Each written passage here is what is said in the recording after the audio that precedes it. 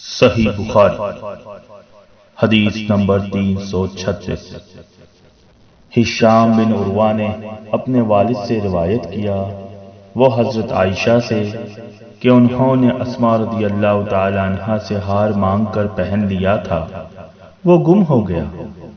رسول اللہ صلی اللہ علیہ وسلم نے ایک آدمی کو اس کی تلاش کے لیے بھیجا، جسے وہ مل گیا۔ پھر نماز کا وقت آ پہنچا اور لوگوں کے پاس جو ہار کی تلاش میں گئے تھے پانی نہیں تھا۔